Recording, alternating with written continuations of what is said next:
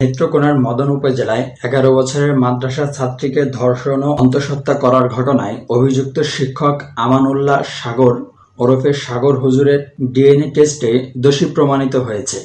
ঘটনার সূত্রপাত গত এপ্রিলে নেত্রকোনার মদন উপজেলার পাঁচহার এলাকায় হযরত ফাতেমাতুজ জোহরা রাদিয়াল্লাহু তাআলা আনহু কওমি মহিলা মাদ্রাসার শিক্ষক সাগর হুজুর কর্তৃক দ্বিতীয় শ্রেণির ছাত্রী মেঘলাকে ধর্ষণ ও অন্তঃসত্ত্বার অভিযোগে মামলা করেন ভিকটিমের পরিবার। এরপর সাগর হুজুর অজ্ঞাত স্থান থেকে লাইভে নিজেকে নির্দোষ দাবি করেন। আপনারা আমাকে টেক দিচ্ছেন, আপনারা সঠিক তদন্ত করে সঠিক অপরাধীকে খুঁজে বের করুন।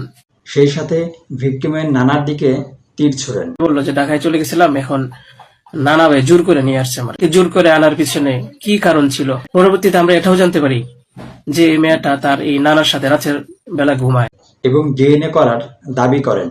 আপনারা আসল অপরাধীকে খুঁজে বের করুন, টেস্ট করা হোক যে আসলে এই বাচ্চা বাবা খেয়ে। পরবর্তীতে ৬ মে ময়মনসিংহের গৌরীপুর থেকে অভিযুক্ত সাগর হুজুরকে গ্রেফতার করে পুলিশ। গ্রেফতারের পর অভিযুক্ত শিক্ষক শুরুতে অস্বীকার করলেও আদালতের নির্দেশে সিআইডি কর্তৃক সংগৃহীত নমুনার ডিএনএ টেস্ট করা হয়।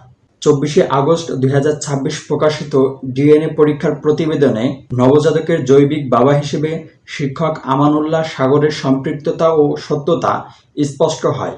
বাবা-মা সন্তানকে দিনদার বানাতে মাদ্রাসায় পড়ান, কিন্তু যখন পিতৃতুল্য অভিভাবকরাই ভক্ষক হন তখনই সমাজের ভয়াবহ চিত্র ফুটে ওঠে। প্রিয় দর্শক, আমানউল্লাহ সাগর হুজুরের এমন কাণ্ডকে আপনি কিভাবে দেখছেন কমেন্টে জানাতে পারেন। Rashedul Islam, CRI news.